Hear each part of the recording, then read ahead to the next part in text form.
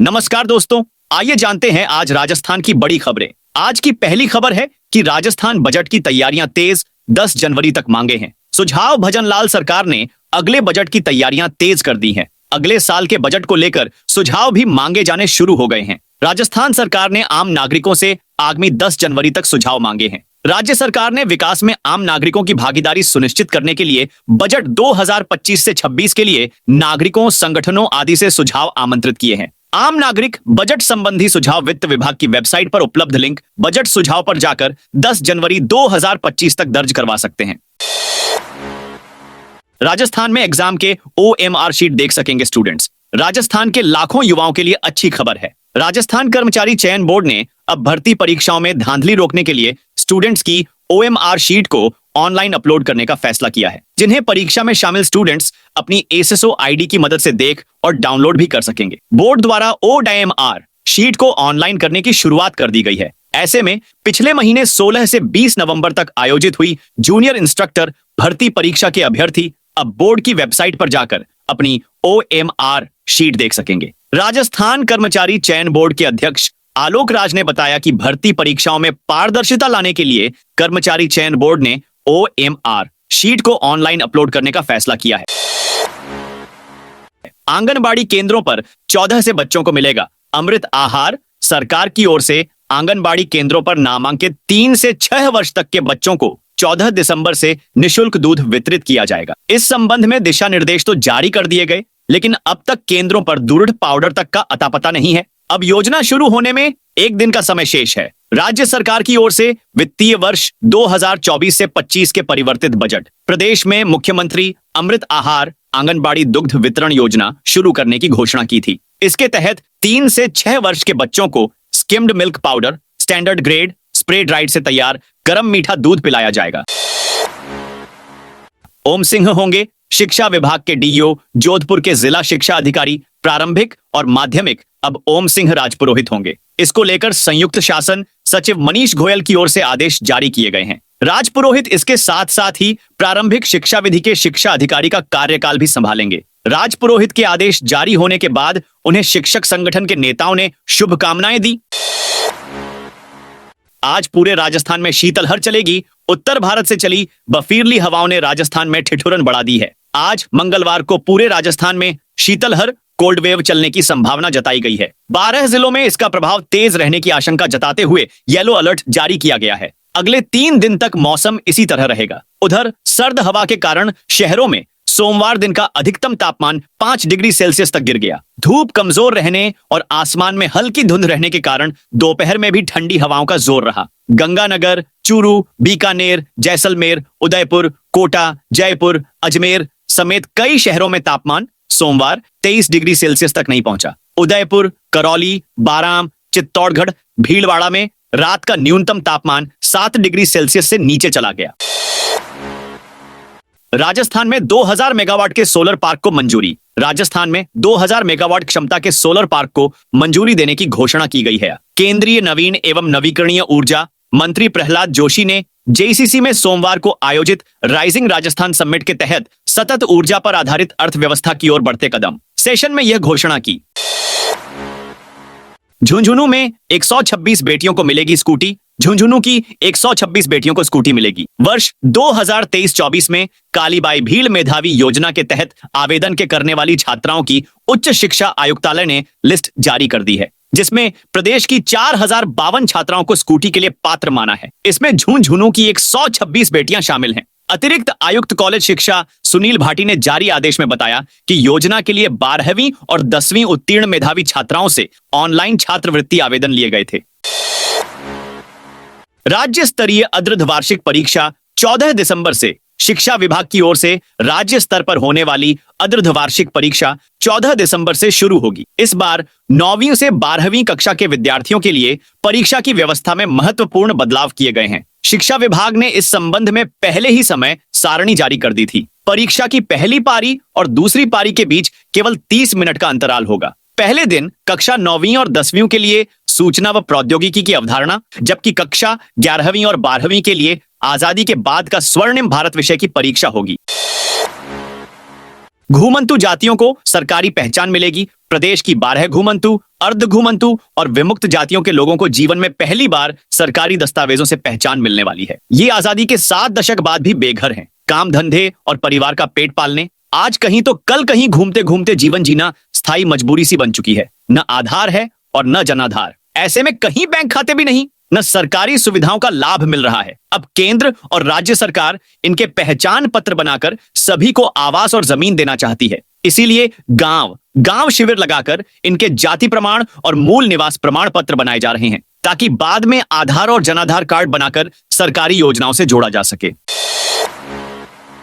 जयपुर में दिल्ली बाईपास पर जमीन मकान खरीदना सबसे महंगा हुआ। जयपुर समेत प्रदेश के सभी जिलों में डीएलएससी बाजार कीमत की दरों में इजाफा किया गया है। कुछ जगहों पर दरें बढ़ाई नहीं गई, जबकि कुछ जगहों पर दरें 50% तक बढ़ाई गई। जयपुर में सबसे ज्यादा दरें दिल्ली बाईपास पर कूकस से चंदवाजी के बीच बढ़ाई गई है। यहाँ कई गांवों और उनसे लगती आबादी वाले एरिया में आवासीय जमीनों की डीएलएससी दरें 48% तक बढ़ाई गई हैं। मुरलीपुरा ए, बी, सी, डी ब्लॉक में डीएलएससी की दरों में 15% का इजाफा किया है। अंबाबाड़ी एरिया में मेटल कॉलोनी में 20%, जैपी कॉलोनी नया खेड़ा में 17%, नाहरी का नाका के पास शिव शक्ति कॉलोनी में 19% और न्यू सुभाष कॉलोनी में 22% डीएलसी दरें बढ़ाई है। भजन लाल के शो छोड़कर जाने से सोनू निगम नाराज। मुख्यमंत्री भजन लाल शर्मा और उनके मंत्रियों के प्रति बॉलीवुड के मशहूर सिंगर सोनू निगम ने नाराजगी जताई है, साथ ही नसीहत भी दे डाली है। कहा है, मेरा आपसे निवेदन है कि अगर आपको जाना है तो आया ही मत करो, शो से पहले ही चले जाया करो। मुझे मालूम है कि आप लोग महान लोग हैं, आप बहुत बड़ी जिम्मेदारी संभाल रहे हैं। शो में बैठकर अपना टाइम वेस्ट नहीं करना चाहिए, आपको पहले ही चले जाना चाहिए।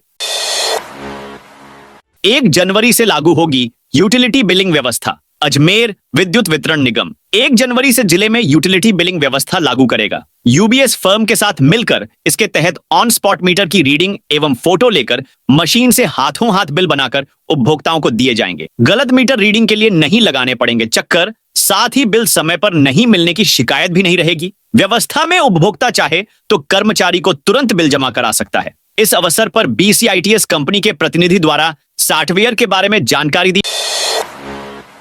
महिलाओं और बालिकाओं की होगी बल्ले बल्ले। राइजिंग राजस्थान के पहले दिन महिला उद्यमियों के लिए विशेष सत्र हर स्टोरी एडवांसिंग इंक्लूसिव सोसाइटीज आयोजित किया गया। इसमें महिलाओं की सफलता की कहानियों पर चर्चा हुई और निवेशकों से महिलाओं के व्यवसायों में निवेश करने का आग्रह किया गया। मुख्यमंत्री भजन लाल शर्मा ने कहा कि प्रधानमंत्री के अनुसार इस देश में केवल 4 जातियां हैं, महिला, किसान, युवा और मजदूर। इस मंशा को आगे बढ़ाते हुए राज्य सरकार के 1 वर्ष पूरे होने के अवसर में 1.25 लाख छात्राओं को साइकिल, 21,000 बालिकाओं को साइकिल दी गई। को स्कूटी, महिला निधि बैंक के माध्यम से स्वयं सहायता समूहों को 100 करोड़ रुपए का आर्ण वितरण किया जाएगा। 1 लाख नवीन लखपति दीदी का सम्मान भी किया जाएगा। यह भी पढ़ें।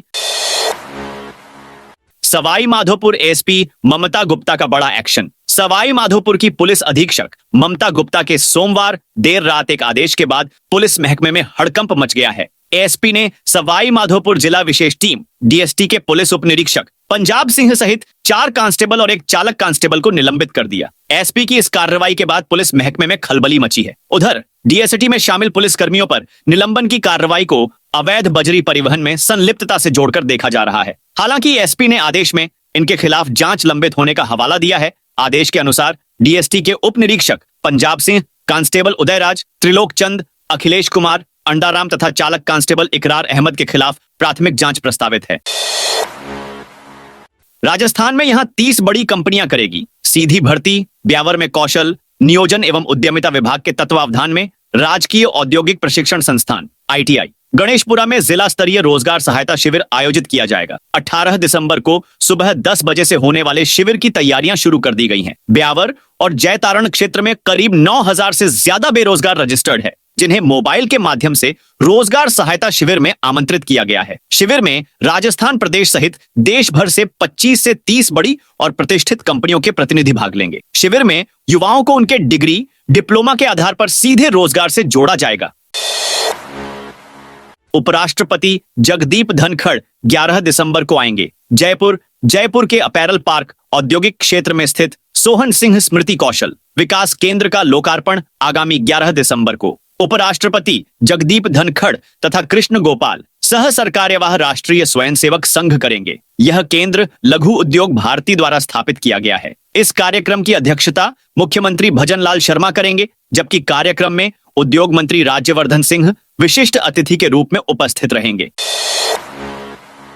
श्रीकरणपुर विधानसभा क्षेत्र के किसानों ने जयपुर कूच की दी चेतावनी। श्रीकरणपुर विधानसभा क्षेत्र में गंग नहर की शाखा एच नहर, जो कि 60 किलोमीटर लंबी है, इसकी आखिरी टेल पर पानी नहीं पहुंच रहा। पिछले 15 सालों से स्थानीय निवासी इसको लेकर मांग कर रहे हैं। समय समय पर स्थानीय स्तर पर धरना प्रदर्शन भी किया गया, लेकिन आज तक भी कोई समाधान नहीं निकला। अब मौजूदा समय में स्थानीय लोगों जल संसाधन मंत्री सुरेश रावत को झापन देकर अपनी पीड़ा बताई है। इसी के साथ मुख्यमंत्री जन सुनवाई में भी स्थानीय लोगों ने अपनी पीड़ा बताई है। जैसलमेर में शीतलहर का येलो अलर्ट। मौसम विभाग ने जैसलमेर जिले में 11, 12 और 13 दिसंबर को शीतलहर चलने का येलो अलर्ट जारी किया है, जिससे तापमान में 3 से 4 डिग्री की गिरावट होने की संभावना है। आगामी दिनों में कड़ाके वाली सर्दी का असर शुरू होगा। दिसंबर की शुरुआत से अब तक न्यूनतम तापमान 16 डिग्री से नीचे ही रहा। रविवार रात में न्यूनतम तापमान में एकाएक 2 डिग्री की गिरावट हुई, जिससे रात का पारा सिंगल डिजिट पर पहुंच गया। रविवार रात का पारा 8.2 डिग्री दर्ज किया गया। जिले के नहरी क्षेत्र नाचना, मोहनगढ़ व रामगढ़ में सर्दी का असर तेज रहा। नहरी क्षेत्रों में हाड़ कंपाने वाली ठंड का एहसास हुआ। लोग सर्दी से बचने के लिए अलाव तापते नजर आ रहे हैं। वहीं लोगों ने ऊनी कपड़े पहनने शुरू कर दिए हैं। मौसम विभाग ने मंगलवार से सर्दी का असर और तेज होने की संभावना जताई है। कृषि मौसम वैज्ञानिक अतुल गालव ने बताया कि प्रदेश में सर्द हवाओं का प्रभाव और तेज होने की संभावना है।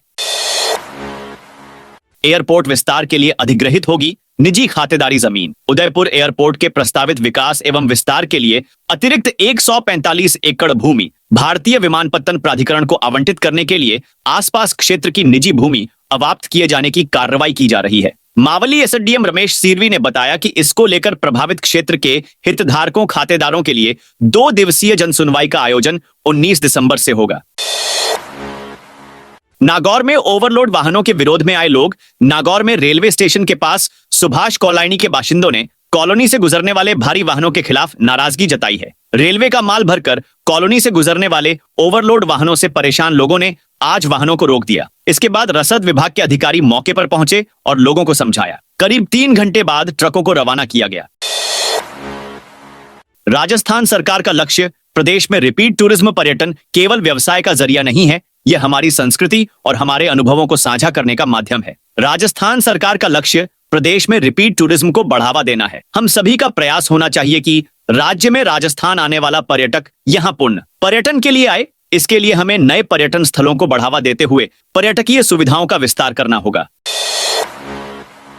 आईएमडी ने इन 13 जिलों में अलर्ट किया। जारी उत्तर भारत के पहाड़ी इलाकों में ताजा बर्फबारी ने पर्यटकों को आमंत्रित करना शुरू कर दिया है। शिमला में दशकों बार दिसंबर में बर्फबारी हुई है। हालांकि पहाड़ों में बर्फबारी के कारण अगले 4-5 दिन मैदानी इलाकों में शीतलहर का नया दौर शुरू हो सकता है। मौसम विभाग ने भविष्यवाणी की है कि उत्तर पश्चिम, मध्य और पूर्वी भारत में अगले 3 दिन तक धीरे धीरे न्यूनतम तापमान में 2 से 4 डिग्री सेल्सियस की गिरावट आएगी। उसके बाद इस सप्ताह कोई खास बदलाव नहीं दिखेगा। राजस्थान में 13 दिसंबर तक हल्की शीतलहर चलेगी।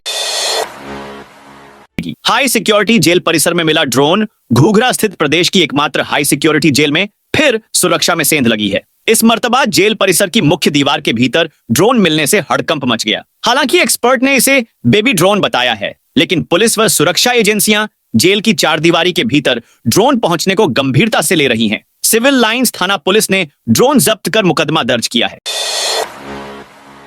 आरबीआई के नए गवर्नर बने आईएएस संजय मल्होत्रा केंद्र सरकार ने राजस्व सचिव संजय मल्होत्रा को अगला रिजर्व बैंक गवर्नर नियुक्त किया है। बताया जा रहा है कि आईएएस संजय मल्होत्रा 11 दिसंबर को अपना पदभार संभालेंगे। संजय मल्होत्रा 1990 के आईएएस बैच के अधिकारी हैं, जो अभी तक राजस्व सचिव थे। संजय मल्होत्रा की नियुक्ति 3 साल के लिए होगी। वह आरबीआई के 26वें गवर्नर होंगे और मौजूदा गवर्नर शक्तिकांत दास की जगह लेंगे। बता दें, मल्होत्रा को राजस्थान के कई विभागों में काम करने का अनुभव है। वे मूलतः राजस्थान के ही रहने वाले भी हैं। मल्होत्रा को पीएम नरेंद्र मोदी के पसंदीदा अफसरों में से गिना जाता है। सीकर के डीओ ऑफिस में शिक्षकों का धरना प्रदर्शन। राजस्थान शिक्षक संघ शेखावत सीकर की ओर से 6 दिसंबर को शिक्षा विभाग द्वारा नियमों के विरुद्ध अधिशेष शिक्षकों के किए गए पदस्थापन को लेकर जिला शिक्षा अधिकारी कार्यालय का घेराव किया गया। शिक्षक देर रात 11:30 तक जिला शिक्षा अधिकारी कार्यालय में धरने पर बैठे रहे। इजराइल और राजस्थान सरकार के बीच समझौता, rising Rajasthan global investment summit 2024 के पहले दिन जल प्रबंधन में अंतरराष्ट्रीय सहयोग को बढ़ावा देने के लिए एक महत्वपूर्ण समझौता हुआ। जयपुर के सीतापुरा स्थित जेईसीसी में आयोजित regional water security technology and governance session के दौरान इजराइल के विदेश मंत्रालय और राजस्थान सरकार के जल संसाधन विभाग ने जल प्रबंधन के क्षेत्र में साझेदारी का ऐलान किया।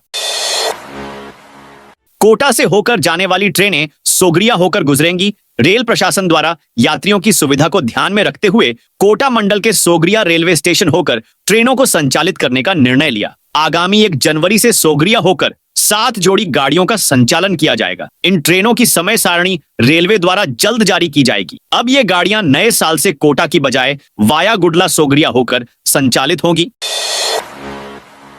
आज पूरे दिन और कल सुबह पानी नहीं आएगा। बीसलपुर अजमेर पेयजल परियोजना के 10 लीकेज सुधारने के लिए जलदाय विभाग मंगलवार को दोपहर 12 बजे से 20 घंटे का शटडाउन लेगा। इस दौरान थडौली से नसीराबाद तक पाइपलाइन के लीकेज सुधारे जाएंगे। इससे अजमेर, ब्यावर, किशनगढ़, नसीराबाद, केकड़ी, सरवाड़ और पुष्कर के शहरी क्षेत्र की मंगलवार को संपूर्ण एवं बुधवार को सुबह पानी नहीं आएगा। तो दोस्तों, ये थी आज राजस्थान की बड़ी खबरें। आप इस वीडियो को कौन से जिले से देख रहे हैं, उस जिले का नाम बताइए।